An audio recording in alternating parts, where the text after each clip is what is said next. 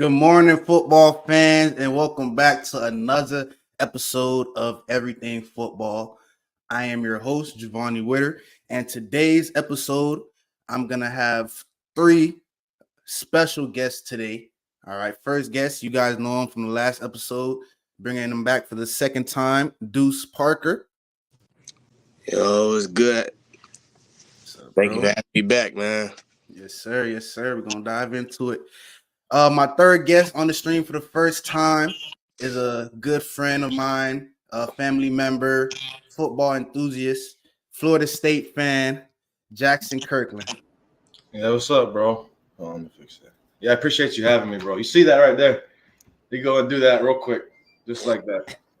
No, I appreciate you having me, bro. Like you said, bro, I am a big college football fan. If I could study it and work for it, I would. If I could get paid for it, I would. But nah, man, I played ball growing up, and then out of high school, I had an offer to go play at Norwich University, which is like a military school. I wasn't trying to do that. So my dad was a coach, so bro, I've always loved coaching. I coach youth football, coach youth baseball. Like anything I can do to be around sports, I'm doing it. So I'm happy to be on the show, bro. Yes, sir. Thank you for being on, bro. And my last guest is gonna be someone special to me, a football teammate of mine, another professional athlete as well, Duke Hill. That's crazy.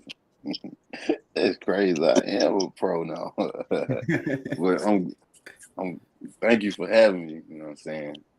I can't wait to get on here and talk sports. Yes, Been around it all my life, still around it. You know what I'm saying? It's just like I'm just laughing at like pro.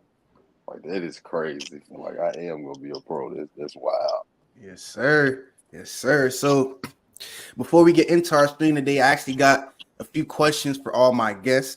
All right. So I'm gonna start with Duke. My first question is for you, Duke, is as you know, you kind of just spoke on it a little bit, but how did it feel to get your first professional contract? I know it just came a few weeks ago, but how did that feel, bro? I ain't even believe it for real. I was like, dang, I'm reading it. I really read it like 3-4 times. I ain't even gonna lie to you. I'm reading. I'm like dang, I reading it, put my phone down, I read it again. I'm like, all right, I'm gonna go. It's really crazy because like I was like, all right, I'm gonna sign when I feel like it, but I'm still reading through it. I'm like, okay, like I can't believe it. I'm like, all right. I was like, I bet, let me just go ahead and sign it. And then when I signed, I'm like, dang, I'm a pro. But really, it was like it didn't hit me because I'm like, okay, I'm still chilling.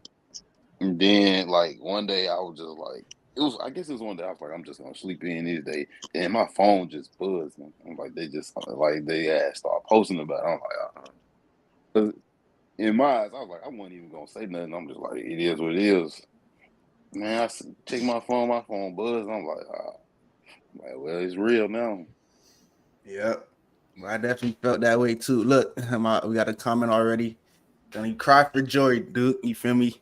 Nah, that's real though. You know, it's a lifelong accomplishment that you made. You know, we still going. We still on our way to bigger things. But, you know, getting that first pro contract, bro, you know, I'm proud of you if anybody ain't tell you, bro. Straight up. Appreciate it. Oh, yes, appreciate it.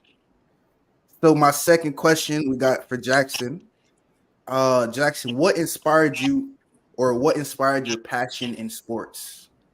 Yeah, like I said earlier, my dad was a coach. Like I was a coach's son, but so like, and he was the biggest Florida State fan I ever met. So like, it was like, it's been instilled in me from like a youngin'. Like you like this team, you're gonna show passion for this team. Like I developed my own love for it, bro, and like I'm addicted to it, bro. Like I'm really addicted to it. So I think my passion just came from my pops, you know. That's what's up. That's what's up, bro. And for Deuce, first question is: as you prepare for your final college season, knowing that you didn't get the results you wanted in the previous years, what can you do to ensure you and your teammates are prepared to win it all this year? Well, first off, just making sure that the team come together and build that team chemistry, because I feel like team chemistry gets you a long way, believe it or not. And so just that and leading by example in the weight room and practice on the field, because the young guys, they tend to like try to skip reps and stuff. So I try to be on, like, every rep counts, because not doing that extra rep could cost us a game. And you've seen it this past season where we had it in our hands and it got right by us at the last second. So it's just the little things, focusing on the little things.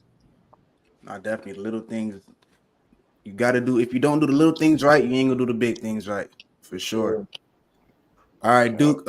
Second question for you is, I've been following you for a while, and I see you do a lot of community service, a lot of local community service for your community. So, what really inspired you to start that? I see you got this holiday. You did the toy drive for the kids. You got your annual football camp. What inspired you to want to be that guy who does, makes that change in his community? See, well, every time I like come home, like during the summer, like my dad, he's a little league coach, so it's like when I come around, I'm coming around him. I'm just pulling up to practice. I usually just pull up there and just like work out, go around, just to be around football. So I'm around all these kids, and like my dad. You know how your dad, like, if you come around pull up to your dad, he ain't just gonna just have you just sitting there standing. So I'm sitting there standing. I'm talking to him, going through drills with them. So I'm like, one day I was just thinking, I was like, I can actually do this. Like, I could run like a camp. And the first one, once I started, it was just like, once I posted it, social media, put it on social media, I'm like, dang, okay, so people like actually can get behind this. And then the first one was a big success. And then I turned around last year for the second one was a big success. I got, like, it just felt good to even, like, on both sides. I had my teammates come out here, like some of my teammates come out here and help with the camp. Like, the kids, everything was free for them, and like they got like wristbands and stuff. Like, I wear this wristband like every day, and they got something that they could keep. And it's like, the way I said is like, if I can just inspire like one person, like one kid out of all of that, and they can end up being me or like being better than me, and they could probably just look back on it and be like, I remember when somebody just came and just bless me just because, and just didn't like want cloud off of it, or like wanted people to like just shout about all the stuff that they did in the tour drive. I did the tour drive. I'm not even gonna lie, because I need to get my mind off losing. And you know how it is, especially at Mount Union when we lost that early. You don't come out your room you don't come out your house like almost a week. So I'm like, I need something to do, because all I keep seeing is football, seeing everybody see the rounds after we lose in the playoffs. I'm like, let me just get my mind off football all the way. Let me just do this. And when I got home, it was like I just hit the ground running. And I appreciate everybody who was like made it happen with me. Like, my name was on it. I made everything do, but it was like mostly it was like donations and everything. And it was a success, honestly. I can't wait to do that again too. Nah, that's what's up, There's a bro. lot of big stuff I got planned. Nah, for real, that's what's up, bro. A lot of us look at us as just football players, but you being a young guy, you're already using your football platform to help out your community in many ways, bro. So that's real. I support you and salute you for that. Appreciate it. Second question for Jackson: what inspired you to start coaching youth sports? As some of us may know, you used to be a youth football coach. You're doing a little bit of youth baseball right now. So tell us what exactly inspired you to be a youth coach and what keeps you going. Yeah, I mean, kind of to add on to my pops, but like more so like when I got to high school, some of my close buddies quit football and quit baseball because of the coaches. And I was like, I'm at a public school. Kids should not be quitting sports. You shouldn't have to, first of all, in public school, you shouldn't try out for it. If you're in public school, everyone's on the team.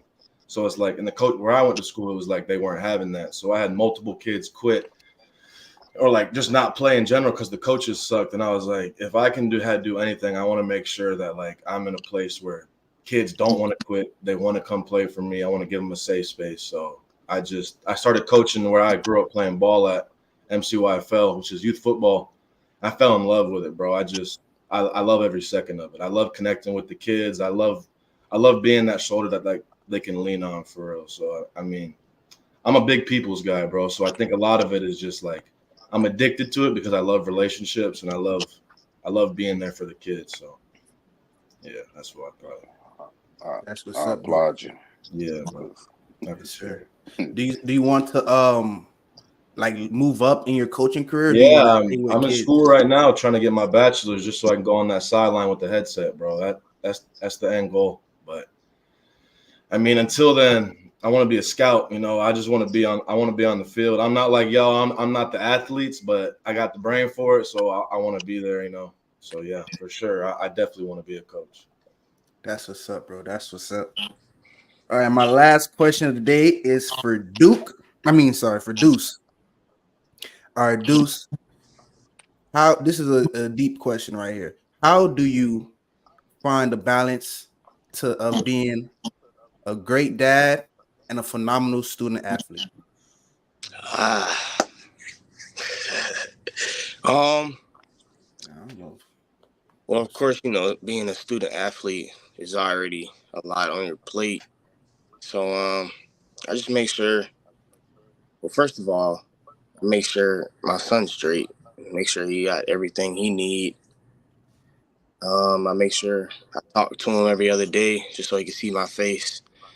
But now he's about that age where he know who I am. So I don't really what's the word? Stress about him not knowing who I am if I call, because now when I call, he'd be like, "Hey, Dad." So I don't really stress about that no more. Yeah, I make sure I talk to him every other day and make sure he has what he needs. But like everybody, we all know being a student athlete, it's a lot on your plate. So I make sure I get to class or whatever. I may call him between classes, or if I got too much classes and then football practice or lifts right after, I just make sure he see my face at the end of the night before I lay down and go to bed. So I say it was a challenge when he was younger, like before he was 1 and just turning 1, because you know he's still learning like who I am and stuff. So I had to make sure I called him like every other night, make sure he see my face and stuff. But now that he's older and he know who I am, it makes everything a lot easier. Now that's what's up, bro. I applaud you for that. You know, I know it's probably times get hard being a young black guy with, you know, having football on your plate, school on your plate, and being a father. But I salute you, bro, because I see you doing your thing for sure. We got a comment here for Jackson. Dang. Go ahead, go on, Jackson. You could coach for the great University of Florida. Tell your mom I'm not doing that. I can't do that.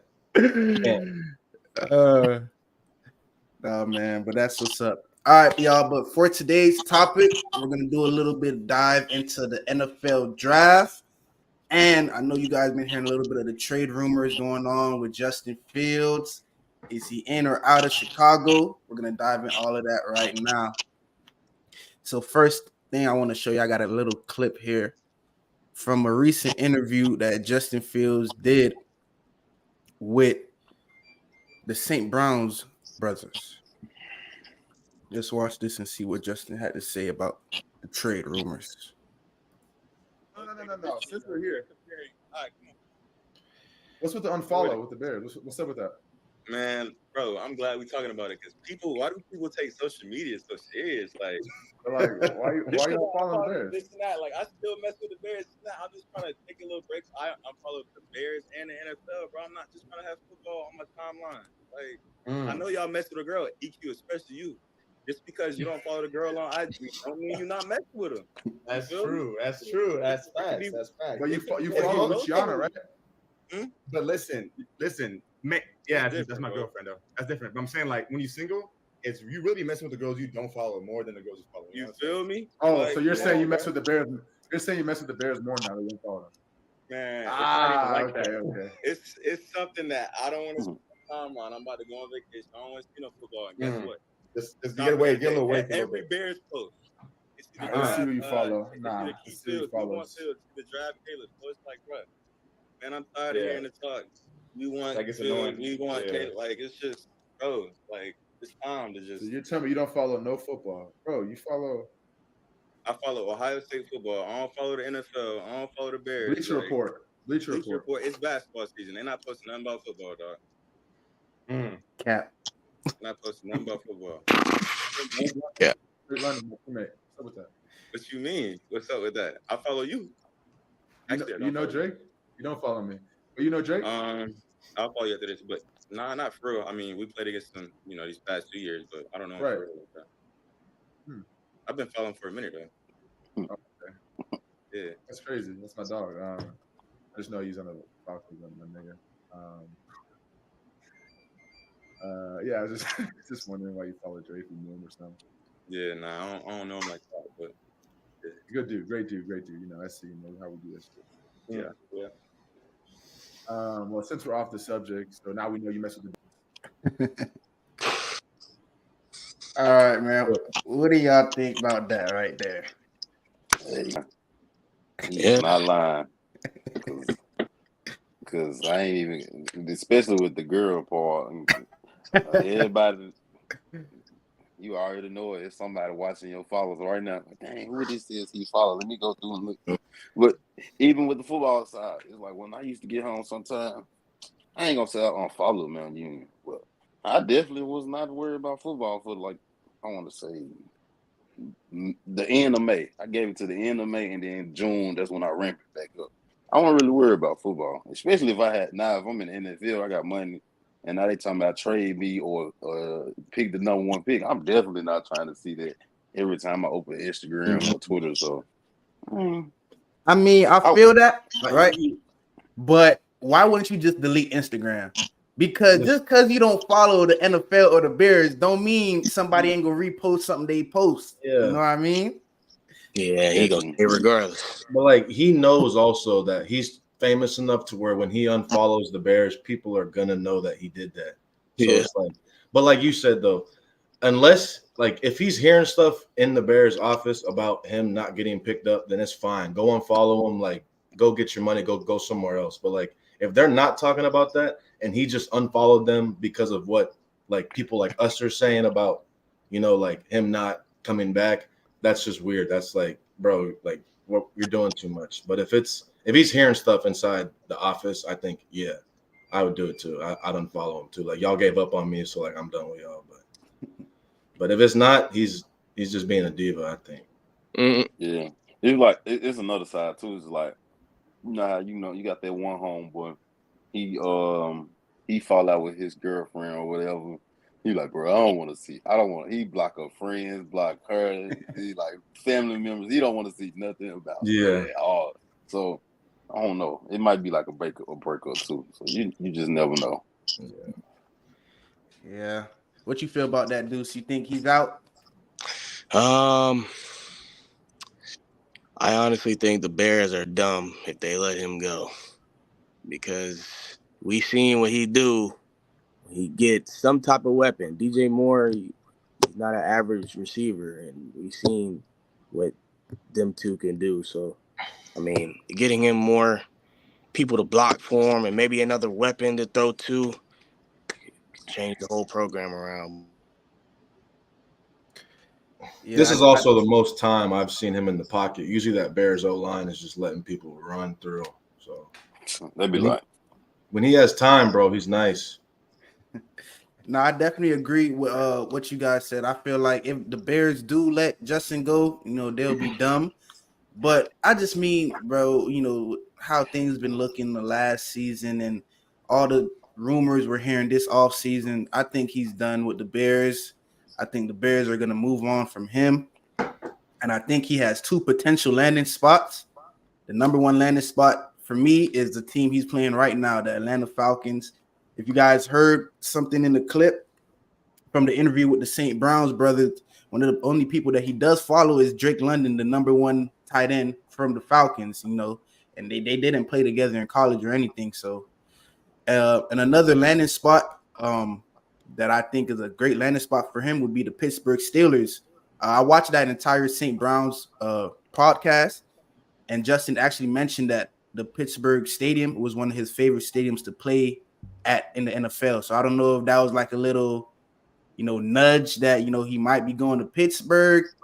But I mean, just the way the Bears have treated him, man, I feel like I would love for him to go to a team that's going to surround him with the pieces that he needs so he can show the NFL that he's an elite guy. I like Atlanta for that, bro. I think he fit perfect with Atlanta. Yeah, I like Atlanta too. That backfield would be crazy. Yeah. Definitely. Cal Pitts will probably finally get the ball. Yeah, Pitts, London, Bijan with Fields, bro. That'd be a young, lethal offense. I would. And I kind of like Atlanta a little more. Like, I'm looking at it from a defensive standpoint, but the AFC North has some of the best defensive teams in the NFL. Mm-hmm. You got some killer linebackers. Yeah. So yeah, I ain't gonna lie, Atlanta. But just think about it. I was just thinking too. What do they got to give up to get him? Because they're gonna have to get their defense right in the first place. So it's we know the Falcons do have the number 8 pick, so that could be the play as well. They drafting a defensive player. They don't need nothing on offense. So it's like you gotta go defense. Yeah, for me, they definitely do need help on defense, but the top 3 needs I have written down for Atlanta is a quarterback, a wide receiver, and a defensive edge. So, I have edge being their number 1 need. Yeah, I might be a little biased though, but you can have a wide receiver, you can have a quarterback, but the edge gonna finish the game. Nah, that's for sure. But look, now, Duke, I'm gonna say something about that, right? I'm a defensive player myself. You gotta have a quarterback. You gotta have a quarterback. If we watch, the only reason the Chiefs won that everyone want to say is rigged, everyone want to say this and that, it came down to the last 2 drives. The last 2 drives, Purdy had the ball in his hand. He kicked 2 field goals. Mm-hmm. With Patrick, he kicked 1 field goal and he had a game-winning touchdown. So, but I got one in there though. He had a wide open touchdown, but it was a 6'5", 300-pound man in his face. He sealed the game. So it go hand in hand. You gotta get you somebody that's gonna wreck the game when you need the game to get wrecked. You need somebody that's gonna come in there and actually take over. Yeah, he gonna demand 3 people. So it's like, okay, yeah. Who else gonna block somebody else? He attention his way, like a Myles Garrett, like a TJ Watt. I ain't saying like Dallas or Jerry or like any of them edges like this going like top 15. Like they gonna be like Myles Garrett out the jump, but it's like you get drafted with all that hype. There's no way you can just under promise. But they need a quarterback first. You can't win nothing without a quarterback. For sure. Deuce, so what do you think if the Falcons did trade for Fields, what would they have to give up to get him?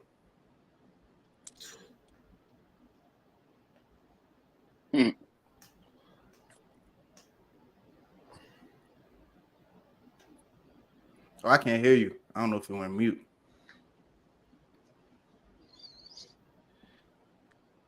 Nah. I don't know what happened. But I think for sure that if they are able to hold on to that, I don't know, man. Like, why would you give up Kyle Pitts? Yeah, and then no, they can't give up. Yeah, like that's a. But so if Chicago takes Caleb Williams, and then Atlanta does not pick up a quarterback, we can kind of assume that the Justin Fields is like that's happening if that happens on draft night. So it's going to be a whole lot of draft picks, though. I'm trying to think. Yeah, exactly. It's going to be draft picks. Do you think that the trade would happen before the draft, during, or like after? How do you think that would happen? Atlanta's going to have to make that trade before because quarterbacks are going to be flying off the board. So if they strike out, they're going to have to make the trade either the night of the draft or in the draft. They're going to have to do it. Like, it's going to have to be a crunch time. It's going to be a crunch time thing. This quarterback's going to be stuck with Bo Nix. Yeah, they can't take their time on this. They got to. Hey, what you mean? You don't like Bo? I ain't saying Bo, but I'm not saying Bo bad at all. But Bo just came from Oregon. He was in college. Justice Fields was 4 or 5 years in the league.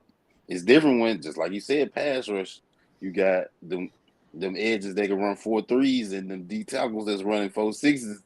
You weren't seeing that when you was playing in the Pac-12. So it was like, no, you gotta get a quarterback that's proven.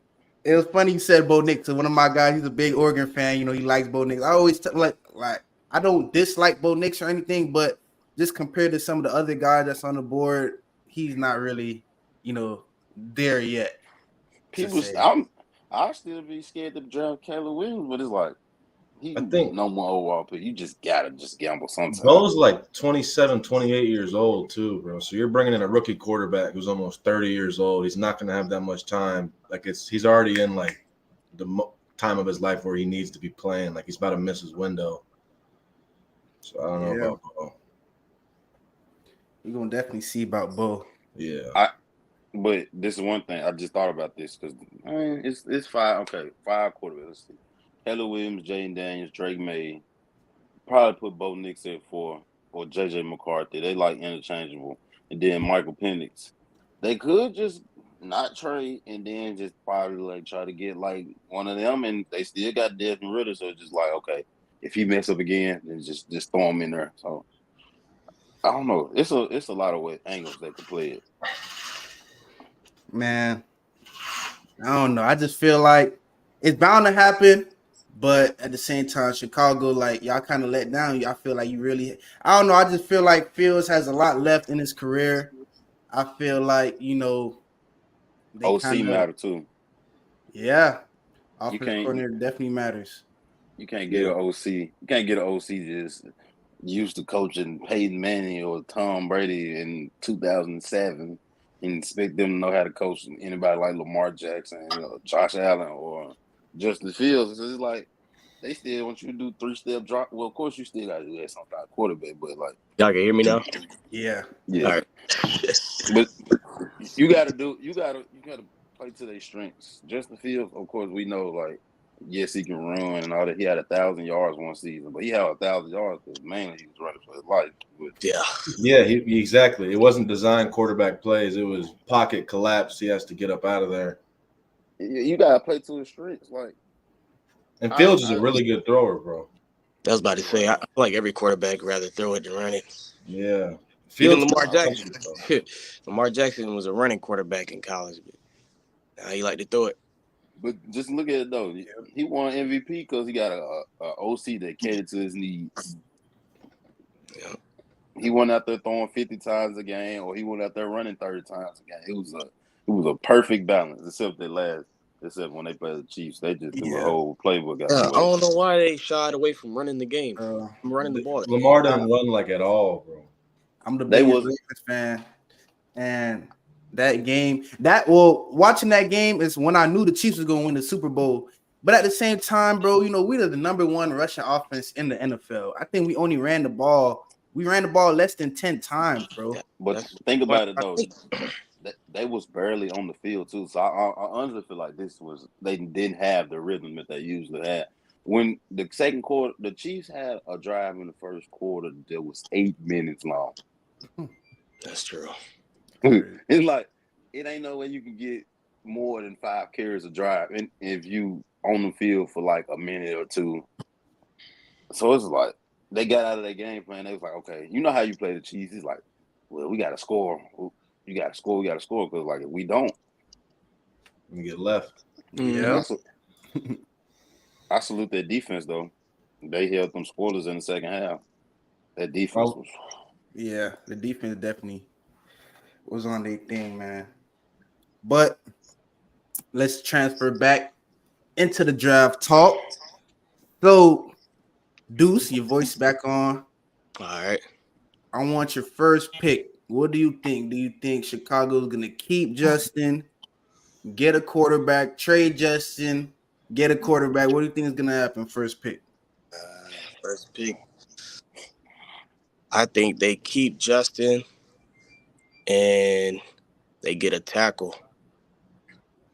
Offensive tackle first pick? Yeah.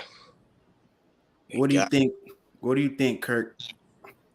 I mean, like we've been saying, I think the Bears are just going to buy into the stupid hype, and they're going to pick Caleb because they think their back's against the wall and that they have to make a crazy decision when in reality they don't. But I think Caleb's going to go 1 just because of who he is. But I agree with Deuce. I think they should take a weapon, either grab Marvin Harrison at 1 or grab Alt at 1, and then come back with that 9th pick and pick up another offensive weapon and have a good draft. But I think Williams goes first. What about you, Duke? What you think? I got like 2 scenarios, but in the regular world scenario, Kelly Williams going 1. But I honestly feel like they could just trade out of number 1 to take the pressure off of them. Trade out of, because they still got the 9th pick. Trade out of it, get some good first round talent, and then that way they could secure more talent that's like more in the top 50. Then you getting the number 1, they like, okay, so what you gonna do with Justin, or what you gonna do? Or like, I think they should trade out, but in reality, I feel like they're gonna draft Caleb Williams and try to get some draft capital with Justin Fields. Yeah, just what's been going on this last month. I mean, it's hard. It's hard. I can't even gonna lie. Caleb Williams was Caleb Williams. You can say whatever you want to about him, but it's hard. Not. It's like he got that dog in him. I feel like with the right coach, to get like I said, OC with the right coach is like you can't. It's hard not to pick him. Nah, definitely. And then it's like a clean slate for everybody. So, what I would say, obviously, I'm not a Bears fan. If I was a Bears fan, I would be hoping that we don't let Justin Fields go. Because you let Justin Fields go, you're right back to rebuilding. It's very rare, very, very rare, a first-year quarterback, even if he's the Heisman winner, the best in college history, that he's going to come to the NFL and just have success right like that. It's really rare. So if the Bears don't trade Justin Fields, which would be the best scenario for the Bears, I think they should get a weapon to help and to protect Justin Fields. So they should get an offensive lineman or a receiver with the first pick. It's very rare that a receiver is going to go with the first pick.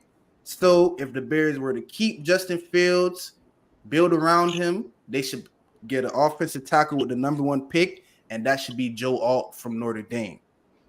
If the Bears go ahead. I was talking about the 9th pick. I'm gonna wait till we get further on back. Okay. Wait. But if the Bears let this bad blood and all this social media conspiracy theories get in the way and they actually depart from Justin, it's going to be a huge mistake. But I would think they would pick up a quarterback, and I would choose the Heisman Trophy winner, Jaden Daniels from LSU, with the number 1 pick if I leave Justin Fields. What y'all think about that? I can see that. Either him or Caleb, if they were to get rid of Justin Fields. I think they're too scared to do that. If they're taking a quarterback 1, they're just going to take Williams because they think it's safe. I don't think they have enough nuts to take Jaden Daniels 1, bro. Jaden Daniels got to do something. I mean, he got to pull a Trayvon Walker. He won the Heisman. Amazing. He won the Heisman, but Caleb Williams, just be real. Well, listen, I'm gonna be real, right? There's a few reasons I got Jaden over Caleb. All right. And it's a few reasons that I think Caleb might be better as well. But first thing, right, is Jaden has a little bit more playing experience. He had played 55 games. He played in the best conference of college in the SEC. He had 12,000 career yards, 89 touchdowns, 20 interceptions, 158 passing rating. Caleb Williams, though, and this is what people like about him. He only played 36 games. That's 3 years. He only played 36 games. And he already had over 10,000 career passing yards. He played only 36 games, and he has more passing touchdowns than Jaden Daniels. He has 93 to Jaden's 89. And he has less interceptions. He only got 14 interceptions compared to Jaden's 20, and he got a better passer rating of 169. But stats aren't everything, you know. Yeah, there's also no defense in the Pac-12. Exactly. It's like throwing against a JV team, bro. Those games ended like 50, 60 points per team. There's no defense. And LSU just lighting people up just because you got a 1,000-yard receiver, 1,000-yard receiver. Yeah, they were lighting up SEC teams. Your quarterback rushing for almost 2,000. They're both Heisman winners though, right? Caleb won in he won the previous year. Yep. Yeah. I mean, it's like can't go wrong. Yeah, you really can't. But I feel like the safest pick would be Caleb Williams because it's like the Bears already got Darnell Mooney. They got DJ Moore. Got Cole Kmet. They'll probably have to fight. People really too much don't care about running backs. They just throw a running back in there. Yeah. So it's like you don't really have to draft for another receiver because like this draft really loaded with receivers. So like they can get like a Lad McConkey in like a third or fourth round or yeah. So it's like you ain't really got to jump up to get Malik Neighbors. It's like okay, Malik Neighbors gonna be good or whatever. But like it's a million receivers in this draft right now. I think they need to go edge at 9. Because ain't nobody talk about the Chicago defense since Roquan Smith left and they had Khalil Mack. It's like you have to take the pressure off that number 1 overall pick quarterback you might draft, or even Justin Fields. Justin Fields can't score 40 a game every game. You're gonna have to find somebody that's gonna stop somebody from scoring touchdowns. Yeah. So that's true. That's Yeah. definitely true, man. All right, Deuce. Who's your second pick? Who exactly the Commanders need? The Commanders, we need top 3 needs is a quarterback, a defensive edge, and a wide receiver. Ooh. Quarterback, defensive edge. Well, judging that they just lost Chase Young. They ain't lose him. They gave him away. Yeah. I'd hope they go for an edge. Because, I mean, Sam Howell, it was his first year starting. I feel like he good. They got receivers. So I think they get an edge. All right, edge. What do you think, Jackson? Think they get an edge or? No, I think they'll go quarterback. Those top 3 quarterbacks like Caleb Williams, Jaden Daniels, and Drake May, I think they'll be 1 through 3 in no specific order. I think they're just too good to pass up on.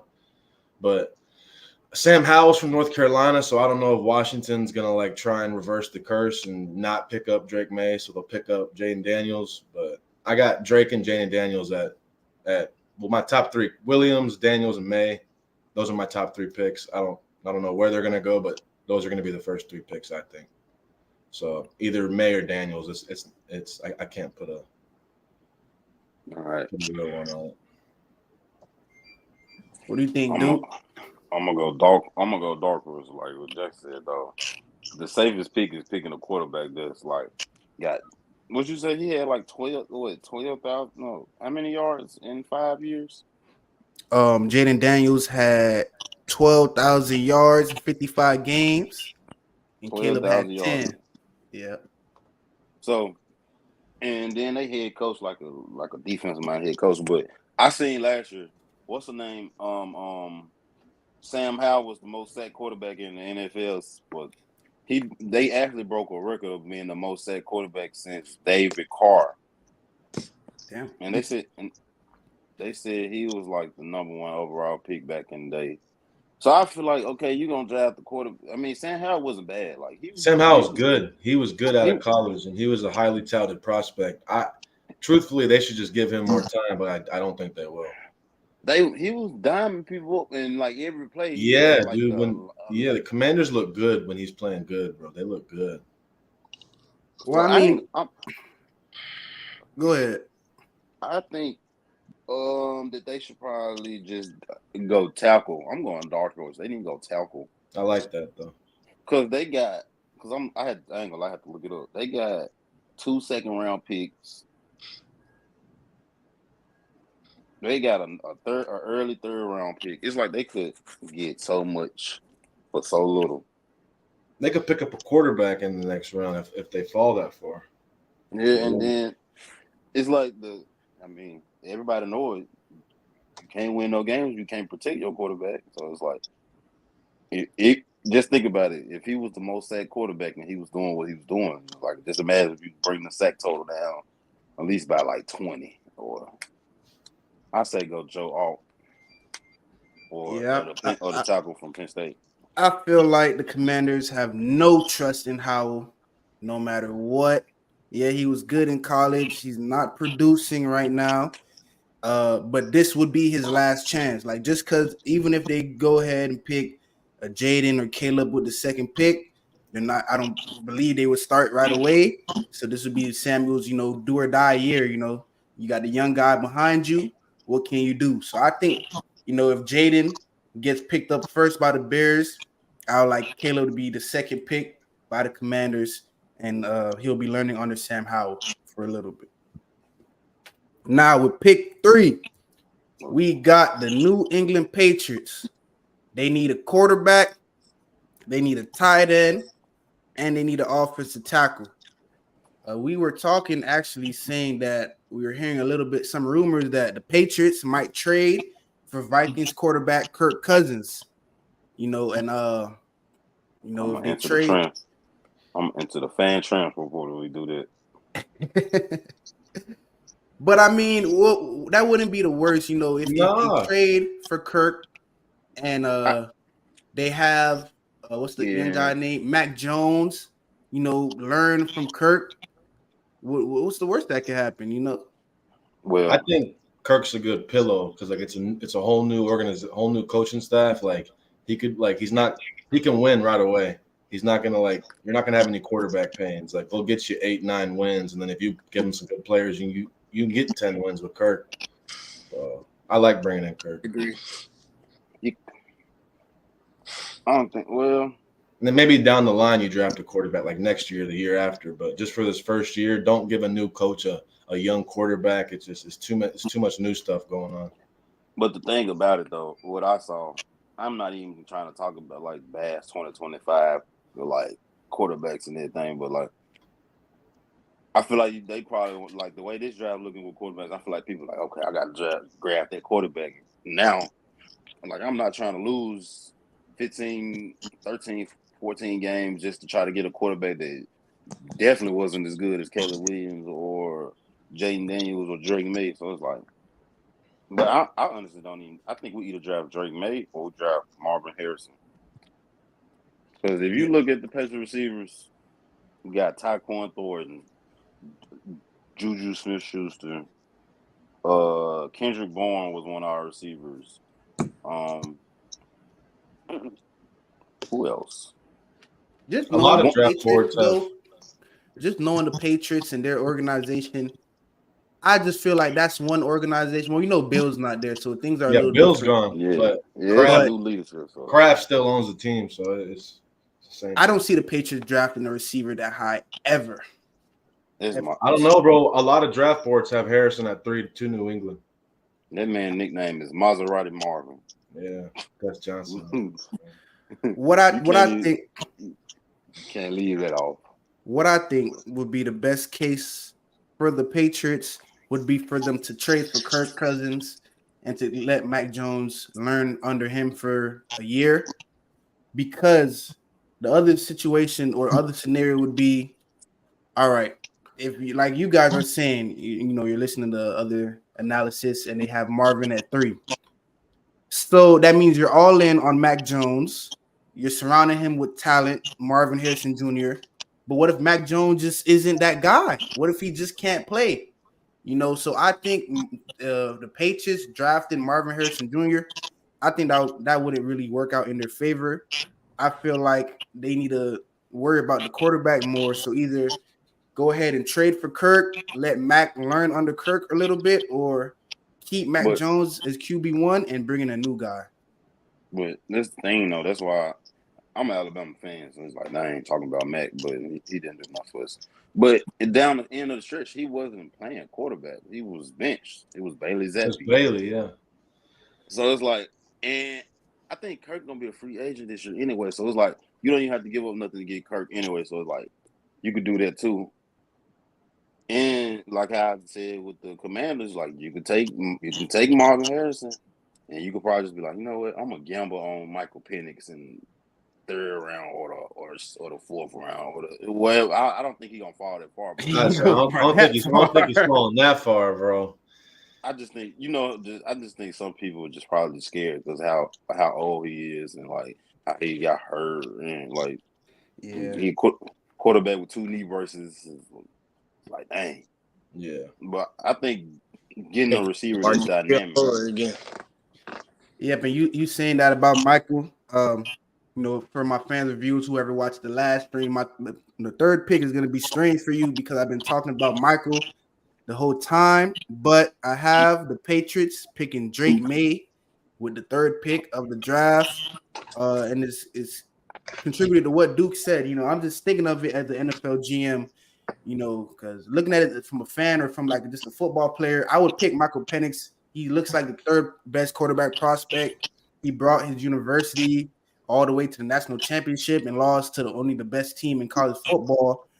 But like Duke said, looking at it from an NFL GM, he's a little older. He's a quarterback coming in with not 1 but 2 knee braces, and he has a history of a dislocated shoulder problems. So, just having that, factor there, I know how the GMs think. So that's why I'm actually having Drake Mays at the third pick, and I took Michael Penix out of that third pick. But not gonna lie though, you gotta watch some of Drake May film. He didn't do a lot, but like he didn't like win, but I ain't gonna lie, he was like some of them throws. Like he got deep tackles on his ankles and like his knees, and it just going 50 yards, touchdown. It's like I really think he's the best quarterback, bro. On that. I feel like he'll be the best quarterback. Crazy take, but I don't have Drake May's highlights right now, but we do have his career stats from the University of North Carolina. As you guys can see, he only played 28 games. He only played 28 games. I look at that as a bonus. He's fresh. He's a guy who only played 28 games. Probably hasn't taken as many big hits as some of the other guys with the longer careers. But in the 28 games, Jaden Daniels. Definitely not. But I mean, look at it, man. In the 28 games he played, he had over 600 completions. He threw for over 8,000 yards. Has 63 touchdowns, 16 interceptions, and a quarterback rating of 154. And rushing, he also runs the ball 302 attempts, over 1,200 yards, and 16 touchdowns. I mean, his rushing stats, he has better rushing stats than Caleb Williams and Michael Penix Jr. Caleb Williams had 291 carries for 945 yards and 27 touchdowns. So he has more yards than Williams, but Williams has more touchdowns than him. And his passer rating is actually higher than Michael Penix Jr. Michael Penix is a 146 passer rating, and we got Drake May as a 154. So go ahead. What? This just goes to show in that top 3 or that top 4 range. It's like you can go with anybody who you want to. You can just close your eyes and like throw a dart and be like, okay, I can go with that quarterback. Not for real. It depends. It's just personal preference at this point. Yeah. All right, but it's just top 3 is just quarterbacks basically. Yeah, for sure. All right, so now hopefully we can include some more different positions. So pick number 4, we got the Arizona Cardinals. Top 3 needs I got for them is a receiver, defensive lineman, and the offensive lineman. So I'll go first this time. Given if my scenario, we got, Fields being traded, teams are on a quarterback frenzy. We got Jaden Daniels, number 1, Caleb Williams, number 2, Drake May, number 3. So I'm going to have Marvin Harrison at number 4 for the Arizona Cardinals. All right. I'm going to run through my whole list real quick, and then I want y'all to run through y'all list. As we know, Marvin Harrison Jr., he's the best receiver in college football. Some say in Ohio State history.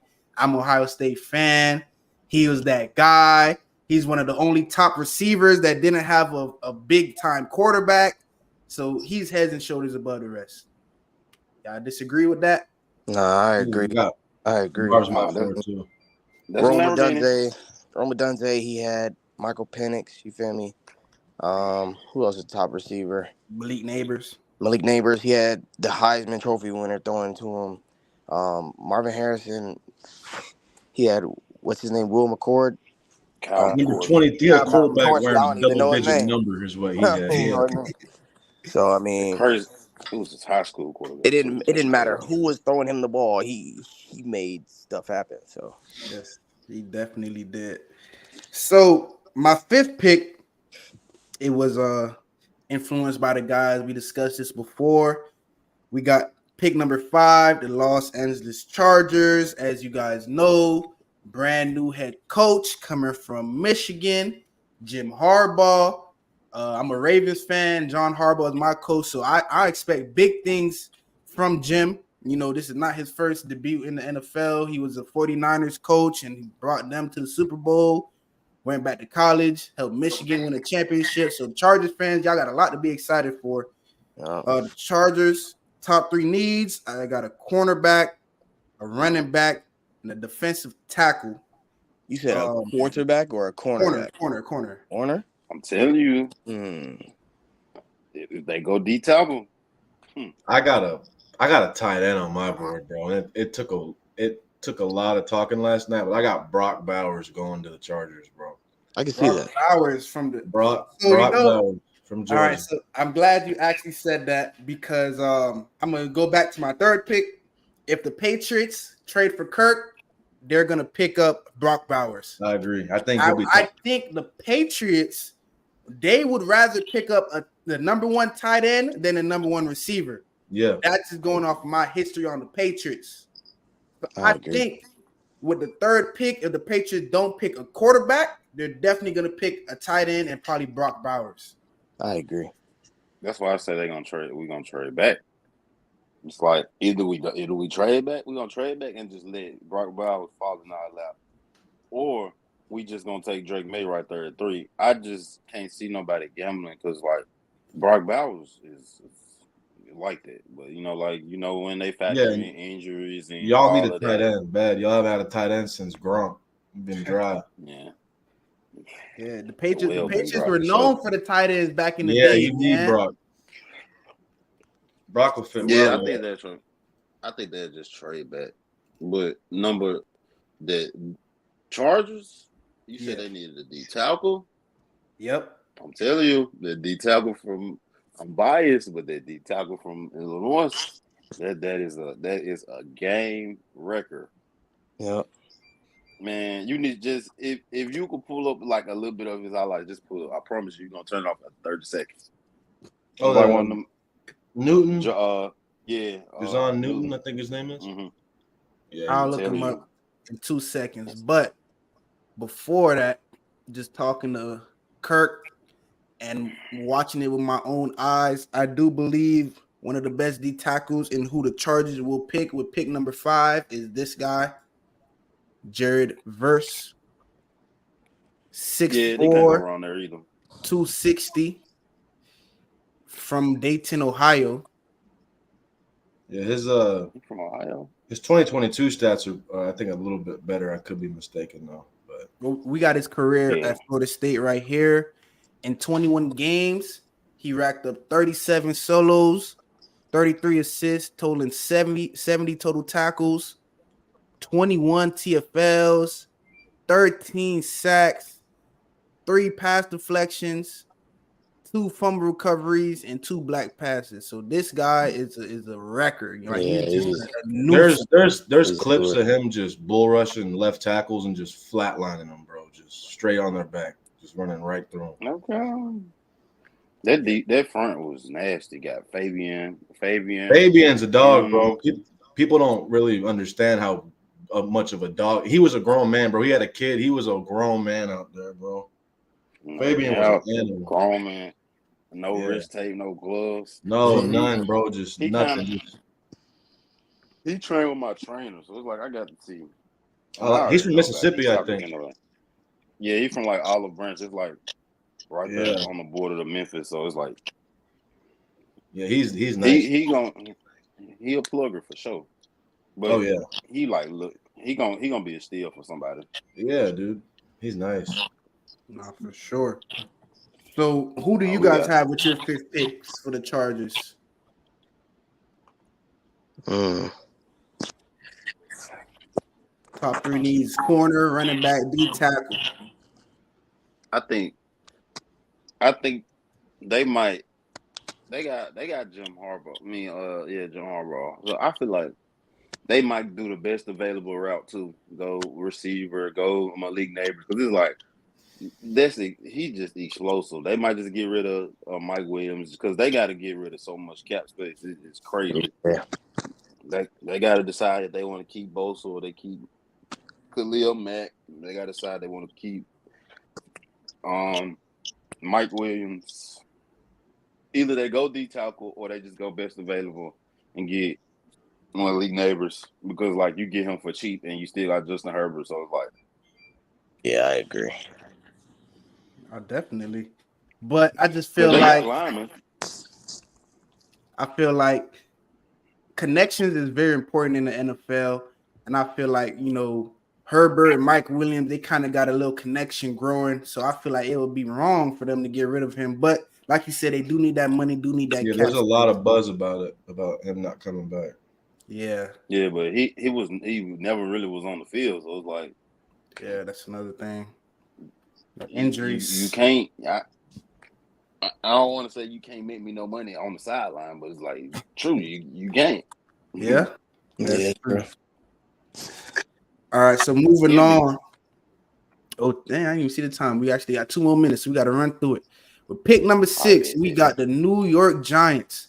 I got their top 3 needs as a defensive lineman, a running back, and an offensive line. Kirk, who do you have the Giants taking with pick number 6? I got another crazy one. I got Malik Neighbors or the next best tackle. That's what I got right there. I think they paid Daniel Jones too much money. They're going to rock out with him one more year. So I think they'll either bring in Malik Neighbors or the next best available offensive line. You're definitely going to help get Daniel Jones some help. I actually think Daniel Jones, he isn't that bad. So maybe you got to get him some help and he can take that next step. What do you think, Deuce?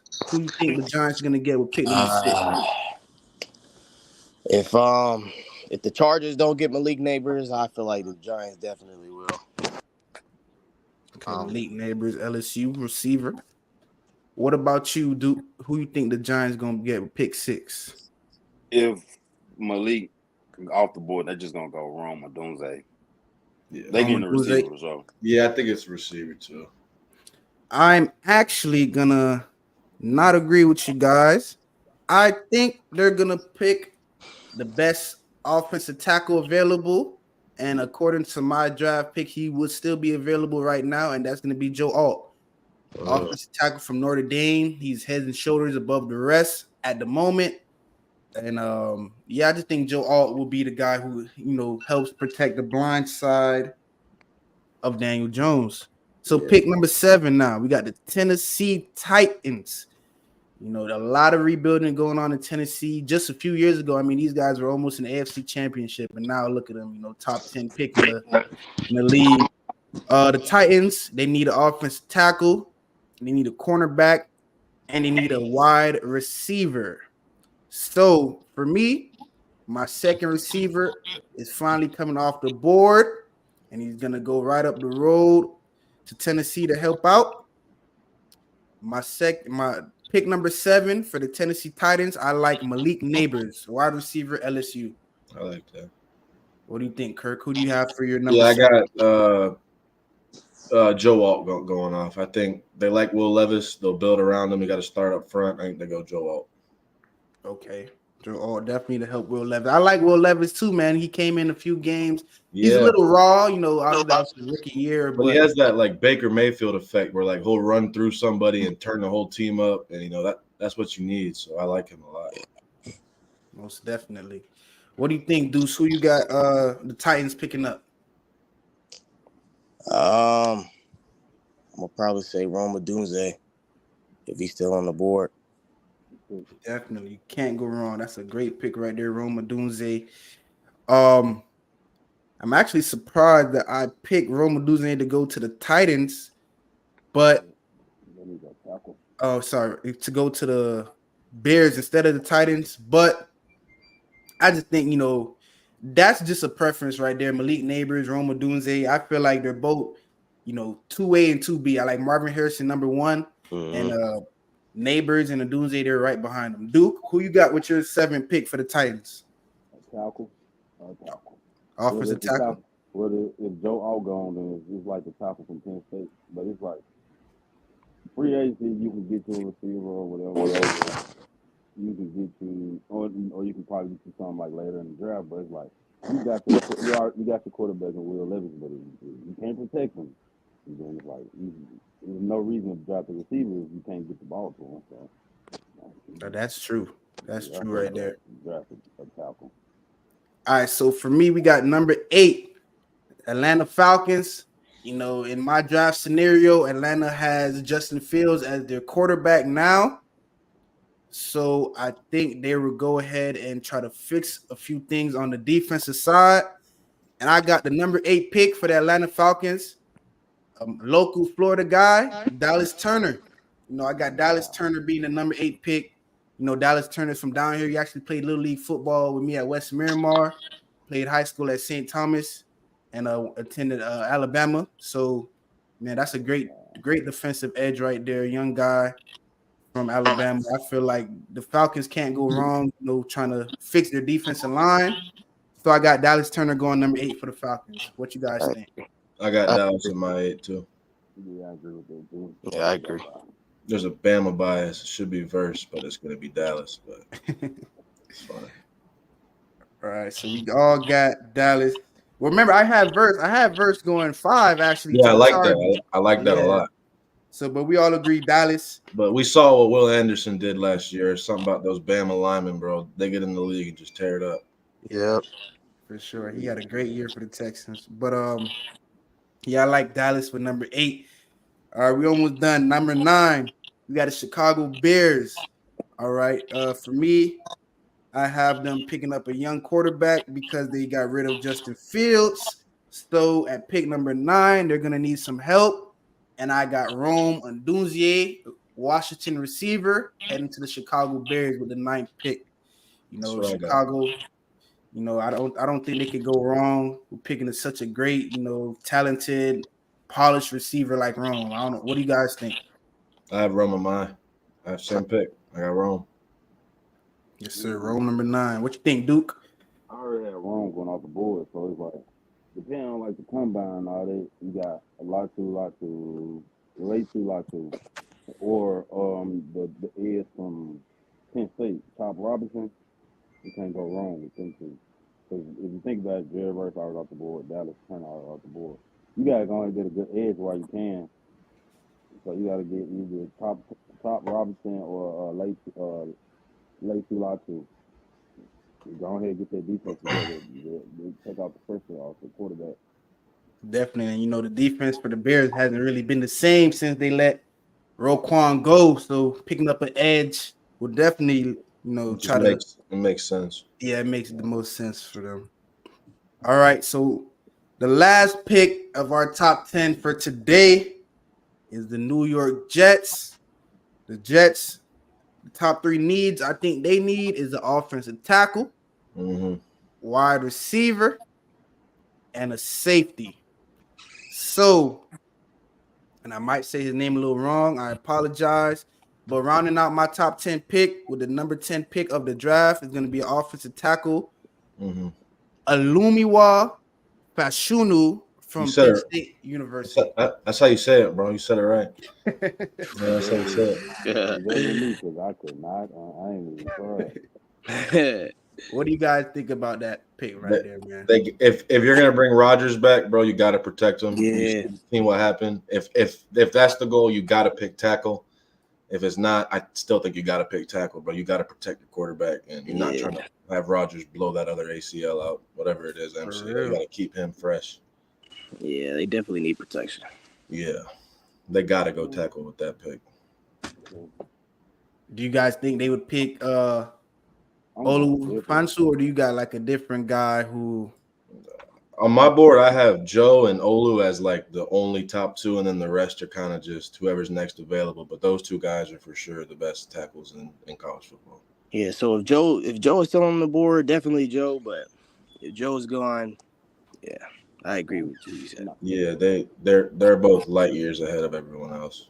And what I like about Olu Fansu is that this guy, he's a junior. He's only 21 years old, born in 2002. This dude is 6'6". I just read that before I got on the pod, bro, and his coach was saying like he's an animal on the field, bro. He's gigantic. Nah, for real, bro. So I ain't gonna lie, I'm going different than y'all. Who you got? If let's just say if Brock Bowers didn't go up, it didn't go in the top. What's his name? He gotta go. He gotta go top 10 because if they trying to win now with Aaron Rodgers, Conklin ain't gonna cut it. They need to get someone else. They already got Garrett Wilson and all of them. So Garrett's a dog. Garrett showed you that. So like teams are gonna start double teaming him, and then you have no one to throw to. So you give Brock Bowers on that offense where he don't give him A-Rod, bro. A-Rod. Yeah. Oh my gosh. And I think they'll go tackle. If them other two tackles off the board, they'll just go to the tackle from I think UCLA. Not UCLA, Arizona. Football or something like that. Oregon. I think it's Oregon. Oregon State. Yeah. Beaver. Yeah, Oregon State. Yeah, Oregon State. Yeah. He's nice too, bro. He's nice. Yeah, he's a big guy. Yeah. And he's kind of athletic too. For sure. So nice. We don't see. Yep, that wraps up our top 10 picks of the draft. These are just a little rough draft. A lot of things could change, trades to make us, come back again and revisit our picks. But as of now, that's our top 10 picks of the draft. I appreciate everybody for tuning in. We want y'all to come back Monday at 11. We're gonna be talking a little bit more about the draft and getting more into interesting football topics. All right, but thank all y'all for joining. Appreciate you, Deuce, Duke, Jackson. Appreciate y'all for joining. Yes, sir. And then we're going to get back to it, y'all boys. So thank you, everybody who tuned in, left a comment. Y'all have a good one. And we is out. Sure.